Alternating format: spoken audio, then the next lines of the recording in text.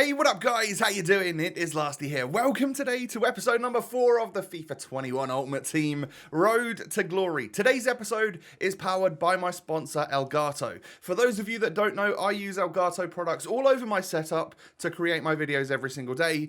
To the Wave 3 microphone that we're using right now, the green screen that removes the background, and the key light that brightens me all up. If you are an aspiring content creator, check down below in the description to a link to my Elgato profile page. Now, as we move on into the episode, if you will carry on with the hype train by smashing the thumbs up, I would greatly appreciate it. I've even got a little incentive for you today.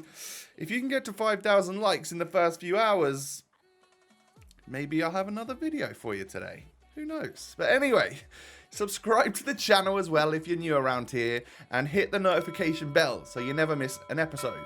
Now let's get stuck in. So the team is looking like this after yesterday's triumph of great pack luck from the advanced SBC that we did. We did get rid of Jonathan, and actually, because we've got like 80,000 coins at my disposal now, I figured it's time to actually upgrade this team. You know, this team isn't going to cut it.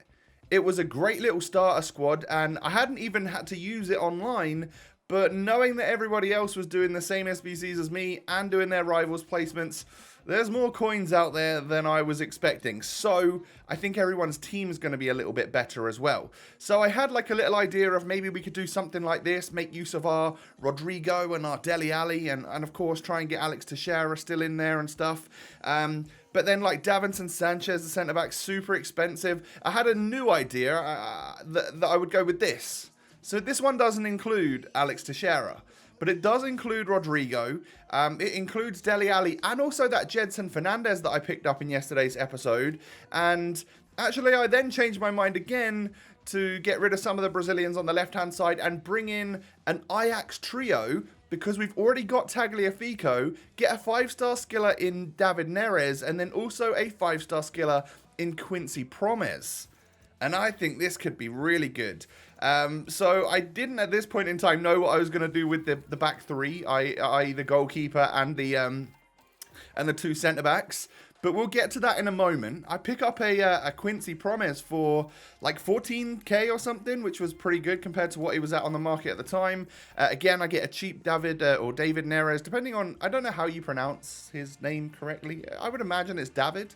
But Thiago Silva sold, as you can see, and also the other Clinton Mata that we had sold.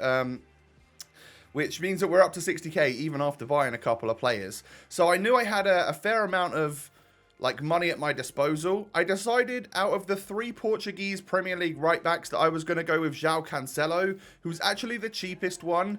But I just think that he looks good enough. I think he looks a little bit better than Ricardo Pereira, and Semedo was a little bit too expensive.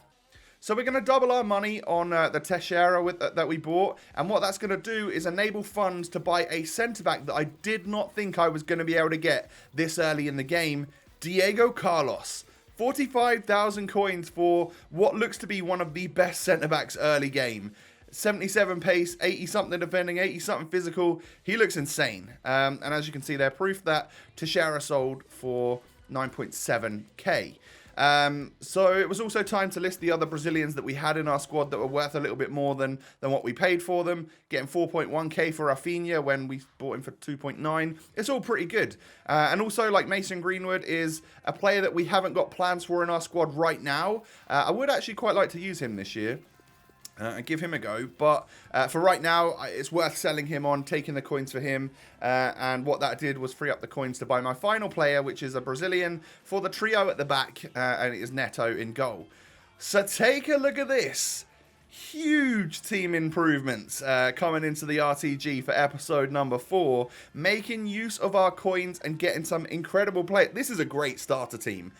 And in fact, it might even be a bit more than the starter team. This is like a 150,000 coin squad right now, which is crazy. I did not think we would have that so soon. And this is me with this squad before I've even completed my rivals placements, before I've even done the other 2 advanced league SBCs. we're in a real good spot right now, ladies and gentlemen. So I made use of basically all of the chemistry styles that I had in my club and just applied them to my starting 11, like different ones that sort of fit the players. I didn't go out there and specifically buy like snipers or hunters or anything. I just applied the ones that I had that I think would work quite well on each player. Because typically I start storing up chemistry styles and I never end up using them. I just buy the player that I want with a chem style already on him. So I'm going to make use of them and not even think about that this year. I'm just going to use them when I get a new team. So everyone's got a chem style. I should probably put one on the keeper, actually, because I think they've changed it. Last year, the keepers were best on basic. This year, I don't think they get boosted as much. So I'm going to actually make sure I do take a look for the next episode and put a chem style on my goalie.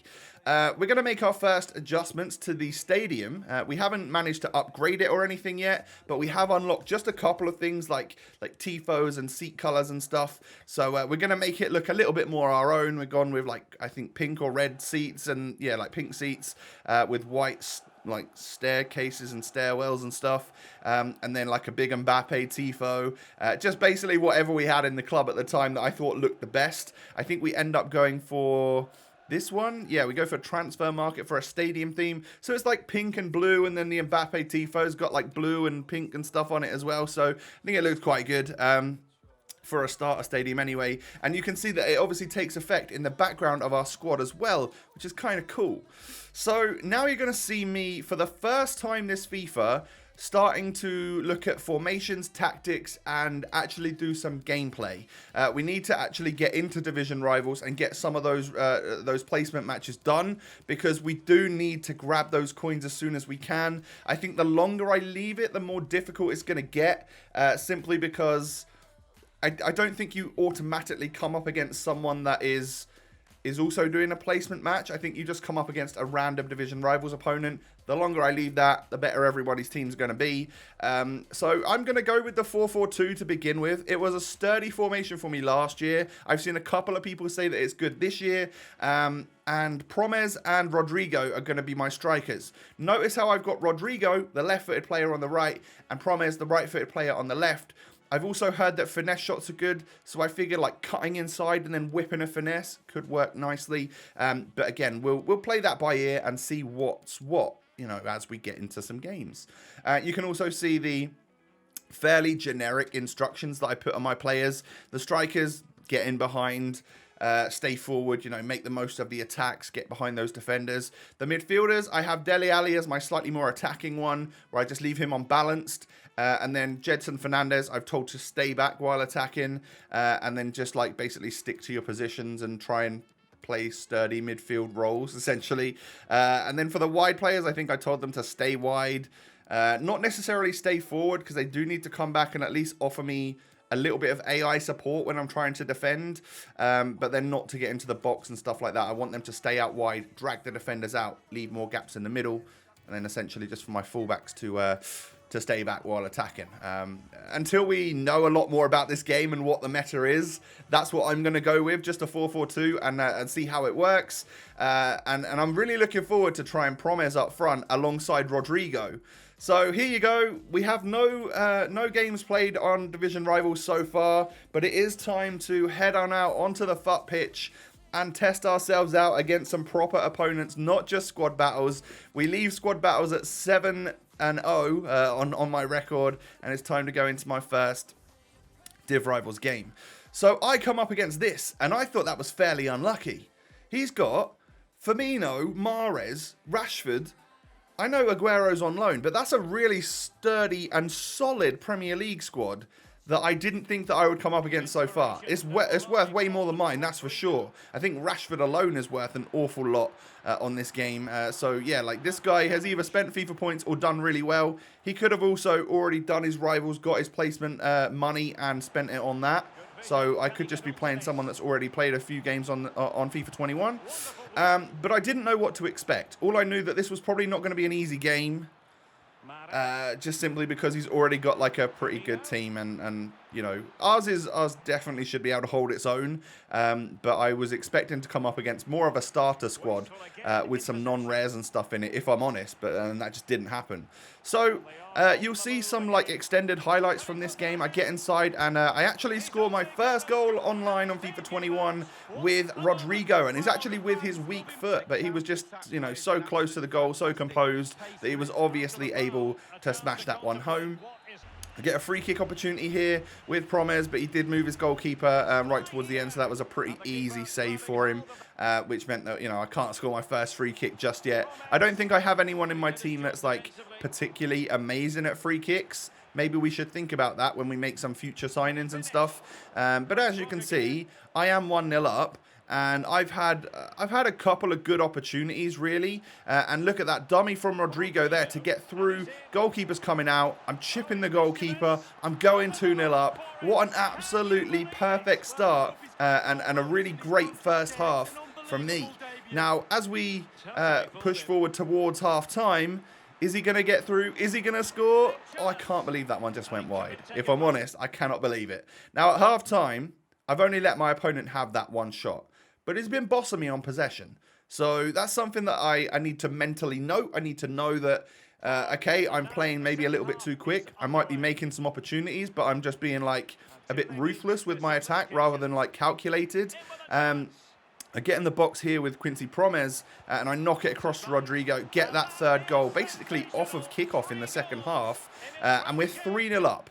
I think that's a hat-trick from Rodrigo on his debut. So he is straight into like the Road to Glory MVP section right now. The Hall of Fame of the RTG so far. Because one, we pack-pulled him and he's worth an awful lot of coins at the start. And two, he's got a great left foot on him and I am scoring goals, including a hat-trick on his debut.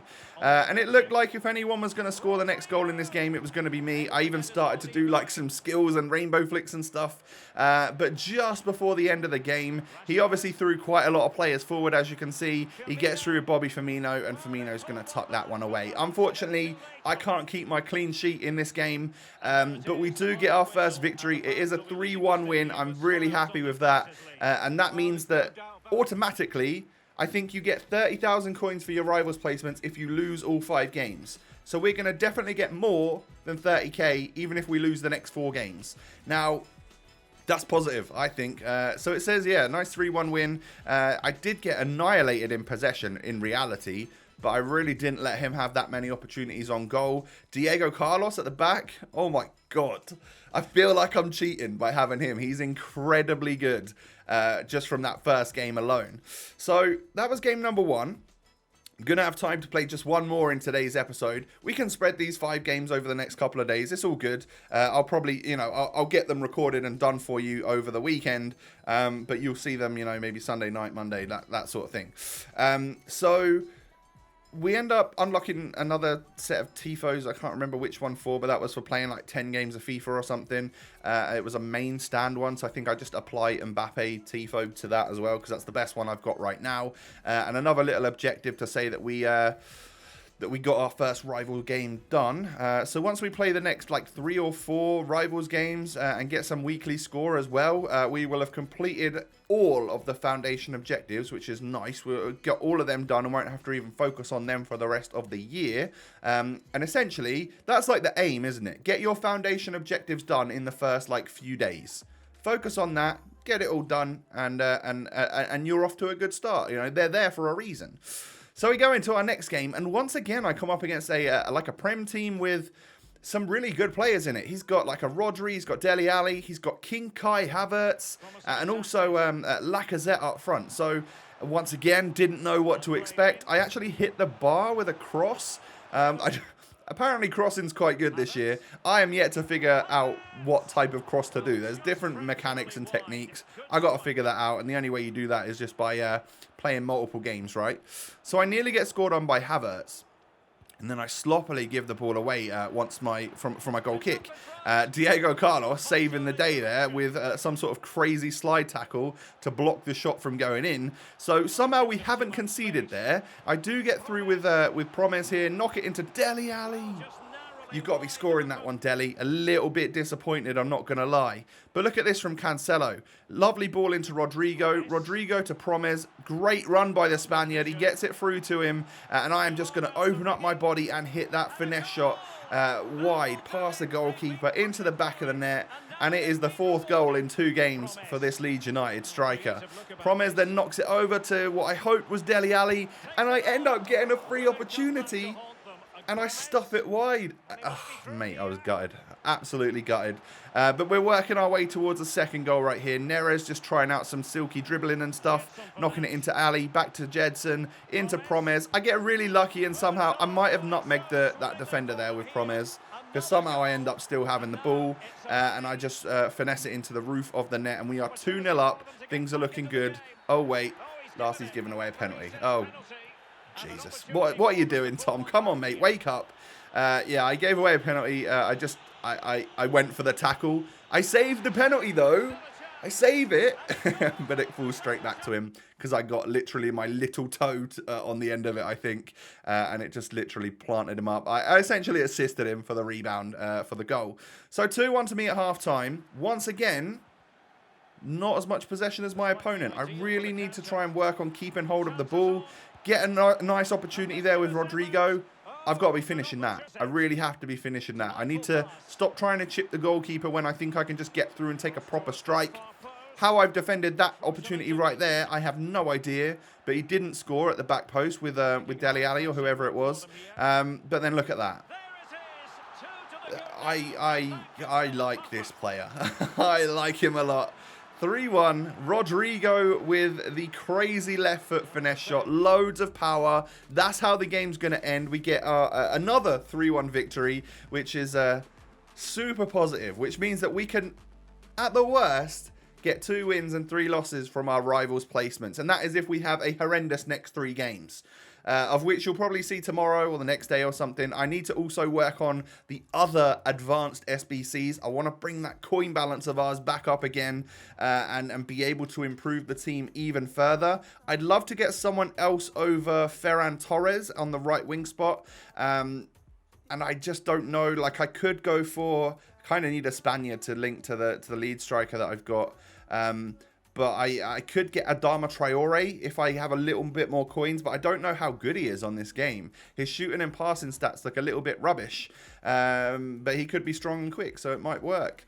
So 2 games, 5 goals for Rodrigo, and then I think like 2 goals or 1 goal, 3 assists or something for Promes. So a really great start for my front 2. I'm actually really liking Cancelo and Tagliafico. Diego Carlos is great.